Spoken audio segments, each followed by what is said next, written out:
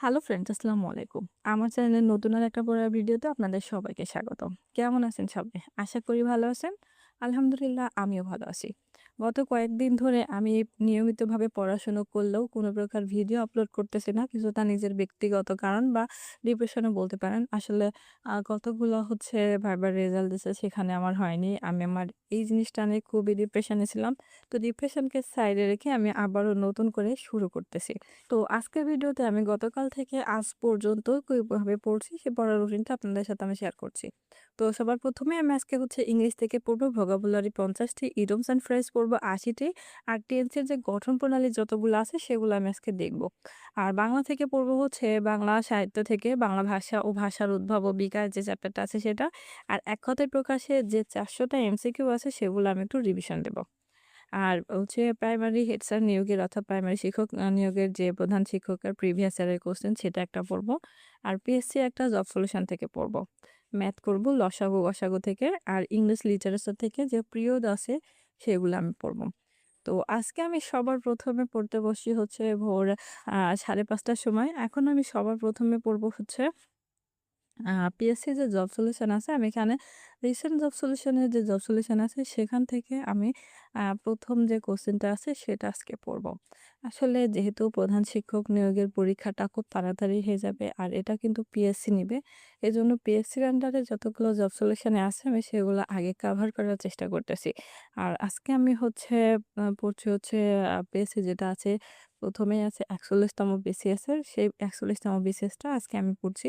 তো ৪১ তম বিসিএস এর যে বিশ্লেষণগুলো আছে আর ম্যাথগুলো করতে আমার প্রায় ১ ঘন্টার মতো টাইম লাগছিল।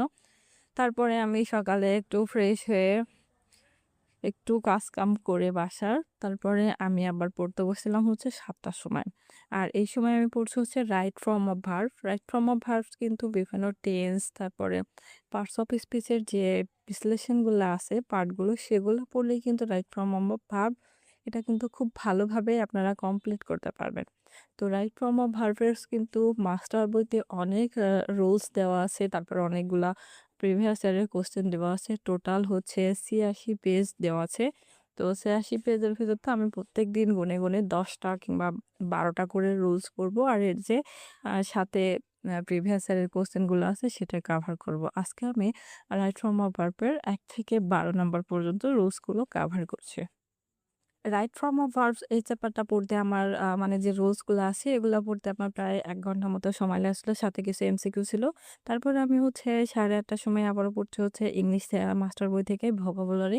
আমি এখানে যে ভোকাবুলারি চ্যাপ্টার আছে এখানে কিন্তু টোটাল ৪২৬ টা আছে। আজকে আমি ১ম এ পড়ব ৮০ টা। তো ভোকাবুলারি দেখবেন যে synonym, antonym, vocabulary, idioms and phrase এখান থেকে কিন্তু এখন হিউজ পরিমাণ কোশ্চেন সব পরীক্ষাতে আসে। এজন্য চেষ্টা করবেন এগুলা পড়তে। তো আজকে ভোকাবুলারি পার্ট থেকে যে ৮০ টা পড়বো, এই ৮০ টা পড়তে আমার সময় লাগছিল ৪৫ মিনিট। এর আগে আমার এটা পড়া ছিল।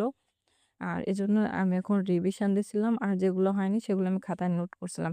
আপনারা চেষ্টা করবেন যতটুকু করবেন ততটুকু লেখার জন্য। তো ভোকাবুলারি পার্টটা শেষ হওয়ার পরে আমি ৯:৩০ টার দিকে একটু নাস্তা-টাস্তা করে আবারও পড়তে বসছিলাম। আর এই সময় পড়ছি আমি ম্যাথ। আজকে আমি ম্যাথ থেকে করব যে লসাগু, গসাগু যে চ্যাপ্টারটা আছে সেই লসাগু, গসাগু চ্যাপ্টার। আর দেখবেন যে বিভিন্ন নবম, দশম গ্রেড তারপর আ বিভিন্ন ডাক বিভাগের এইগুলাতে কিন্তু লসাগু, গসাগু এই চ্যাপ্টারটা থেকে আসে।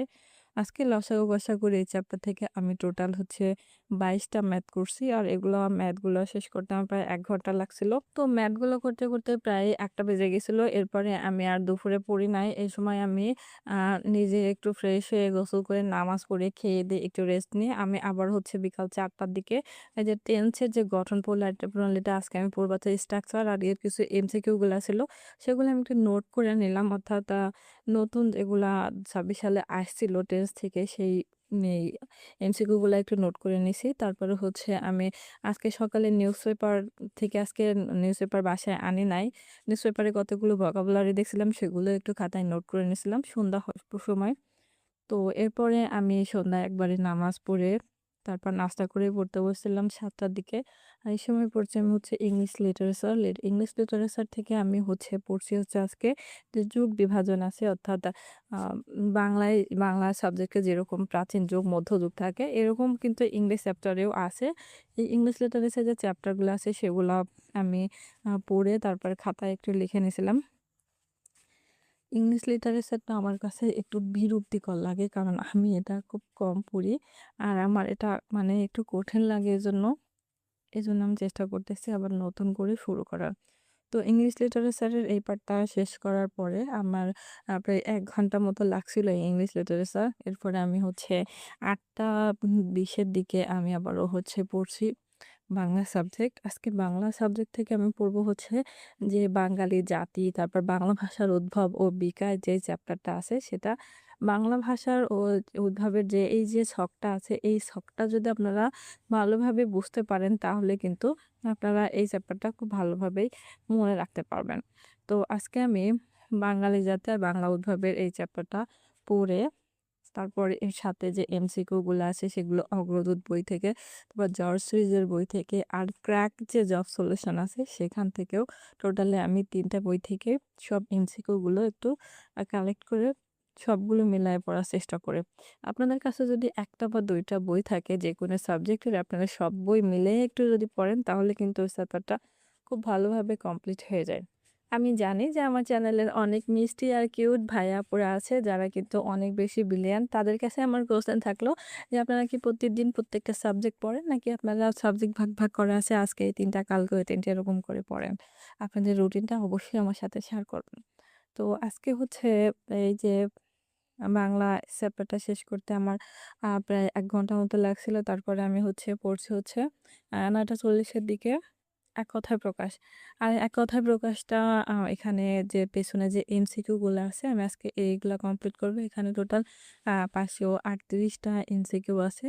আপনারা চাইলে কিন্তু এই যে ভিতরে যে ছক আকারে যে এক কথায় প্রকাশগুলো আছে সেগুলো আগে কমপ্লিট করে নিতে পারেন। তাহলে কিন্তু আপনাদের পেছনের এমসিকিউ গুলা একদমই পানির মতো হয়ে যাবে। তো আমি আগে এমসিকিউ গুলাই দেখে নিচ্ছি আরকি। তো এক কথায় প্রকাশ যেহেতু আমার আগে পড়া ছিল, আমি একটু আজকে রিভিশন দিলাম। এজন্য দেখি এখানে কয়টা ভুল গেছে বা কয়টা মনে আছে এজন্য। তো এক কথায় প্রকাশ এই যে চ্যাপ্টারটা, এই চ্যাপ্টারটা শেষ করতে আমার প্রায় ১ ঘন্টা মতো লাগছিল। বাংলা এই চ্যাপ্টারটা শেষ করতে আমার প্রায় ১০টা ৪৫ বেজে গেছে। এরপরে আমি আর পড়ি না। এখন আমি খেয়ে দিয়ে ফ্রেশ হয়ে ঘুমাইতে যাব। কোনো আপু ভাইয়ার যদি আমার ভিডিওগুলা ভালো লাগে তাহলে অবশ্যই আমার চ্যানেলটা সাবস্ক্রাইব করে আমার সাথেই থাকবেন। আর আপনারা কিভাবে পড়েন সেই পড়ার রুটিনটা অবশ্যই আমার সাথে শেয়ার করবেন।